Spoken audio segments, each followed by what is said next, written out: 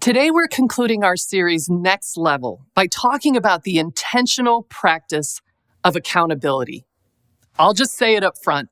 I know this topic isn't a favorite among most people. When we think of accountability, we often think of people calling us out, pointing out stuff we're doing wrong or simply stuff they don't like. Of course, then, we think Christian accountability is simply doing these things in love. You know, speaking the truth in love. Kind of like this. Great. Do you want me looking at the camera or at you? You can just stay right here with me. Okay. Yeah, I won't be in the shot at all. Oh, that's good. You have an oddly shaped face. I'm sorry. Oh, your face. It's not good for camera. Also, you have dead eyes. Oh, I say this in love, of course. I've always been a real truth teller. That hasn't been my issue. I really don't like your necklace. Huh? I just don't like your necklace. In love. But over the last year or so, I've noticed people don't always receive the truth well. That's a terrible parking job. In love. My friends, my neighbors, even my dog started to be kind of repelled by me. I mean, not in a bad way, but still pretty bad. So we've been dating almost a year now. We met at church. We get along great, and we have so much in common. But, yeah, she really tells it like it is. But she's kind and smart, and she loves reading her Bible. She's been reading it lately, almost aggressively. I was reading in Corinthians. I can't remember which one. There's like 2 or 3. But this guy named Paul says you should always speak the truth in love. And I had an epitome. I've been speaking the truth, like a lot, but never in love. These peppers are disgusting. In love. I mean, it was a game changer. Now my whole life is completely different just by adding those 2 little words. In love. This popcorn's stale and you're terrible at your job. In love. You know, I think we might actually get married someday. I think we're... In love! I'm breaking up with him. I mean, I love him. I'm just not in love with him. In love. Now, we are to speak the truth in love, but just in case you're a bit nervous, let me assure you that what you just saw is not the kind of accountability we're talking about today. In fact, my hope is that by the end of this talk, you will view accountability as something not only necessary, but something you desire in your life. During this series, we've been talking about friendships. We've been calling these next level friendships because they help us go below the surface to places of meaningful connection. Next level friendships help us grow. In Ephesians 4:16, the Apostle Paul describes the type of connection God intends for us to have with each other. He writes, "From him, the whole body, joined and held together by every supporting ligament, grows and builds itself up in love as each part does its work." Notice Paul says that this type of connection happens as each part does its work. Next level friendships require intentionality. Each person has to do the work for these kinds of relational connections to grow. So we've been challenging one another to intentional practices that can grow these friendships. In week 1, we learned that next level friendships start with availability. We have to make space in our lives for these friendships if we truly want them to grow. In week 2, we learned that next level friendships deepen with authenticity. We make the courageous choice to show up and be our true selves. But we can't stop there. Today, we're going to discover that next level friendships mature with a difficult but rewarding intentional practice, the practice of accountability.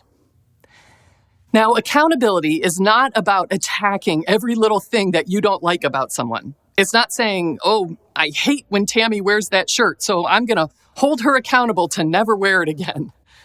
No, it's about closely walking through life with someone that you love while helping each other live your best life. You see, this is vital for us to understand today. We can't become who God made us to be on our own. We were not meant to go through life alone. God didn't design us that way. He designed us with an interdependence on each other. Now, throughout this series, we've looked at next level friendships in Scripture to see these intentional practices lived out. And today, I want to look at how two friends, Peter and Paul, lived out the practice of accountability. These guys were two key leaders in the early church, partners in the Jesus mission. They were a big deal. They left a mark not just on their culture, but also on Christ followers for thousands of years to come. Peter was primarily sent to the Jewish people to tell them about Jesus. And Paul was primarily sent to the Gentiles, the non-Jewish people, to do the same. We can read about one of their interactions as recorded by Paul in the book of Galatians. He notices something off, something that's not right in Peter's life. So this is what happens. Paul writes, "When Peter came to Antioch, I opposed him to his face because he was clearly in the wrong. Before certain men came from James, he used to eat with the Gentiles. But when they arrived, he began to draw back and separate himself from the Gentiles because he was afraid of those who belonged to the circumcision group. The other Jews joined him in his hypocrisy so that by their hypocrisy, even Barnabas was led astray. When I saw that they were not acting in line with the truth of the gospel, I said to Peter in front of them all, 'You are a Jew, yet you live like a Gentile and not like a Jew. How is it then that you force Gentiles to follow Jewish customs?' Here's the problem. Peter starts discriminating against and excluding the Gentiles or the non-Jewish people from meals. Even though God had already told Peter not to exclude people because of their ethnicity, that's what we see him doing here. We see him starting to make choices that are contrary to the ways of Jesus. Well, Paul sees this happening and knows it is wrong. So he confronts his friend, and in doing so, he holds Peter accountable for his actions. Paul sees a friend and partner in the mission wandering from the truth, so he speaks to Peter and he holds him accountable for what he's doing. And this is one way that accountability can play out among trusted friends. Without accountability, we leave ourselves vulnerable to bad decisions, to blind spots, and sin. You can think about this kind of accountability like you would think about maintaining a car. If you stay consistent with oil changes and other routine maintenance, you are far more likely to avoid a much larger problem down the road. Now, that's not to say that big problems won't come, but you've lessened the risks. Accountability can help us catch problems before they become a big deal. It can help us recognize those areas of our lives where we may not even realize something is off or that we're headed down a dangerous path. Now, we don't have information on how Peter reacted when Paul held him accountable. But scholars tend to agree that the confrontation led Peter to repentance and getting back on track. It didn't lead to a breach in Peter and Paul's friendship. And we can assume that primarily because there wasn't any kind of split in the Christian community as a result of this confrontation. But as I was thinking about this, it made me wonder, what if Peter's actions had gone unaddressed? Would the church have split into Jewish and Gentile factions? After all, this is a very serious offense against people and against God. What if Paul wouldn't have held Peter accountable? What might have happened? I think for Peter, Paul holding him accountable, though probably difficult, was the just right word at the just right time to bring him back to clear and right thinking. Next level friends, like Peter and Paul, hold one another accountable. But before we go any further, let's make sure we understand the truth about accountability. One of the reasons many of us resist the practice is that we have misconceptions about what it really involves, or perhaps we've witnessed or experienced accountability being misused. So let's make sure we understand what it is and what it isn't. Accountability is about inviting, not imposing. Now, when we were teenagers who tested the limits of our parents' authority, you know who you are, we may have had accountability imposed on us. That's not what we're talking about here. I'm talking about inviting a friend to hold us accountable for our own good. In Ephesians 5, Paul writes, "Submit to one another out of reverence for Christ." You see, our desire to honor Christ with who we are and how we live is the motivation for inviting accountability into our lives. Remember, we can never fully become who God made us to be on our own. We leave ourselves vulnerable to bad decisions, blind spots, and sin without the perspective of other people. Giving a friend permission to speak into our lives is critical to our spiritual growth. And this accountability works best when it's mutual, when both friends invite one another to point out any suspect attitudes, behaviors, or decisions. We invite accountability into our lives. We don't impose it on one another. Accountability is also about hard words, not harsh words. In the book of Proverbs, Solomon writes, "Wounds from a friend can be trusted." Yes, accountability often involves speaking and receiving hard words, words that sometimes hurt. But these hard words are spoken by someone who loves you and wants the best for you. Harsh words are spoken by someone, well, being a jerk. The motivation behind harsh words is often to shame someone and put them in their place. There is a big difference between accountability and shaming, so let's not get them confused. Think about it this way. If you have some sort of infection in your body that needs to be cleaned, it's gonna hurt. But you want it cleaned with a scalpel, not a hatchet, right? You want someone to be delicate and sensitive as they help you rid the bad thing from your life. You don't want someone to come in with an axe to grind. And that's the difference between hard words and harsh words. Accountability, it's about inviting, not imposing. It's about hard words, not harsh words. And accountability is about growth, not discipline. In another proverb, Solomon writes, "As iron sharpens iron, so one person sharpens another." Accountability is not about discipline. It's about sharpening one another, about helping one another grow. I experienced this several months ago when I had my own U+ conversation.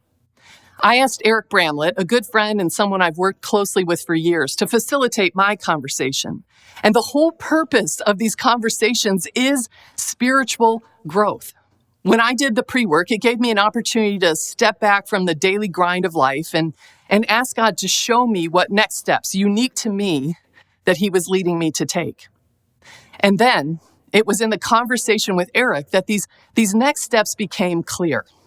My next steps were focused on ways I believe God is calling me to serve that fit the gifts that he's given me. They include pursuing some writing dreams and taking some next steps to teach a new kind of Bible study. Now, I could have just kept these next steps to myself.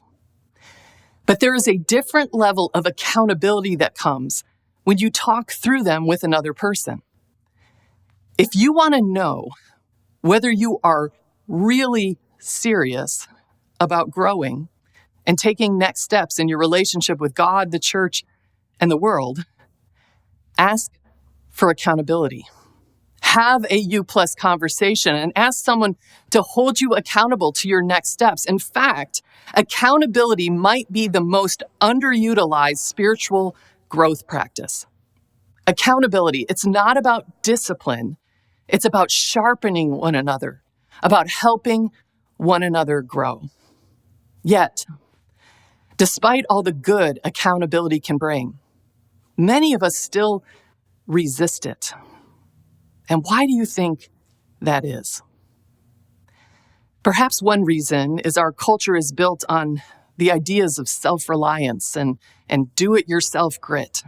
Just go to any bookstore or library and see the size of the self-help section. Perhaps we resist accountability because we fear it makes us seem weak or incompetent, or we're afraid to let other people see our struggles and imperfections. I think novelist David Brin hit the nail on the head when he said, when it comes to privacy and accountability, people always demand the former for themselves and the latter for everyone else. Can we be honest enough to admit that sometimes we avoid accountability because we just don't want to put in the effort to change or grow? It's easy to play it safe. It's easy to get complacent. But remember, you and I will never fully become who God made us to be on our own. God designed us with the need for relationships, and one function of those relationships is to speak truth, to hold one another accountable so that we can become all that God made us to be. So maybe it's time for you and I to muster up some courage and ask for accountability. How do we do that? Well, let's get practical. And I'm going to come back to something I just talked about that we've been challenging one another to for the past 8 months. Have a you plus conversation. Now, let me address a couple misconceptions about these conversations. First, you might think that you have to have this conversation with the staff member here at Community. Wrong. We want every person who calls Community their church home to have a you plus conversation, but if that is dependent on the staff, it's never going to happen. The staff will become a bottleneck for these conversations. No, we've created these U Plus resources so that you can have these conversations with one another. Ideally, we'd encourage you to have a U Plus conversation with someone in your small group. Maybe you can meet once for that person to facilitate your conversation, and then the next time for you to facilitate their conversation. All the tools you need to do this are on our website at uplus.info. Now, another misconception you might have is to think that there are some pre-scripted next steps the conversation will lead you to. Not true. The purpose of the conversation is to help you hear from God so that you can take the next steps He's leading you to take, next steps that will likely be unique to you. You begin the process by taking about 30 minutes to do some pre-work that just encourages you to reflect on your connection with God, with the church, and with the world. And then you send that pre-work to the person you've asked to facilitate your conversation, and the two of you set up a time to meet together. There's a facilitator's guide to help guide your conversation, and the goal is that at the end of the conversation, you have clarity on 3 next steps that God is leading you to take over the next 3 months, 6 months, or a year. And you can ask your facilitator or another trusted family member or friend to hold you accountable to those next steps. And you can also enter your next steps into our online tool, which will send you automatic prompts and reminders as another way for you to receive accountability. We have seen these U Plus conversations have a tremendous impact in the lives of those who've had them. Let me share the story of one of those people. Here is Cheryl's story. My name is Cheryl Kubistal. I've been attending Community for 8 months now. About a year ago, I feel like I was in a low place in my life. I felt like I didn't have a purpose, and I knew that there was one way to find a purpose and find what path I wanted to go down, and that was to look up and have God help me. When I was searching online for a church that I think truly fit my needs, a place where I felt comfortable, where it felt like home, I came across Community. There was a segment that came on that said, "You are not meant to do this life alone," and that spoke volumes to me. I think I even got teary-eyed when I saw that. I wanted to further develop my relationship with God and Connecting with the church and connecting with the world, I knew was something that I needed to work on. Learned about this U+ conversation. Somebody contacted me to have that U+ conversation, and it was such an easy conversation, but it's a conversation that meant so much to me. I'm really grateful that I found community online because it has led me down the path to the church doors and to be able to go in and give me that courage to walk in and be with people again and make friends and join groups. I'm not meant to do life alone. I want this. This is my church. This is where I want to go. This is where I feel comfortable. And it took me a few times to get up the courage to actually go into the church. I'm experiencing what it's like to be living life with people who are very similar to me. I'm making friends, I'm making connections, which is the U+ church. And Living Undivided, I'm part of that group, which is connecting with the community and the world. I have joined a small Bible study group. I've joined a large Bible study group, and these are things that I never would have done before, but I feel so good about everything I've done at Community so far.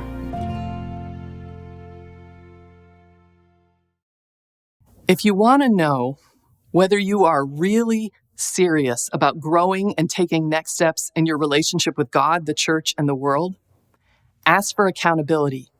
Have a U+ conversation. Ask someone in your small group or a family member or a friend if they'd have that conversation with you. Invite accountability into your life. Remember, the practices we've talked about throughout the series are not just about transforming our lives.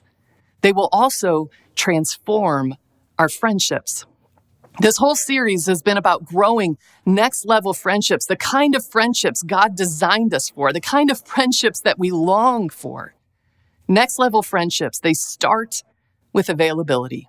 They deepen with authenticity, and next level friendships mature with accountability. God longs for us to experience these friendships. I believe He has them for us right here in this community of Christ followers. So don't settle for life on the surface. Together, let's go deeper. Let's let God take us to the next level.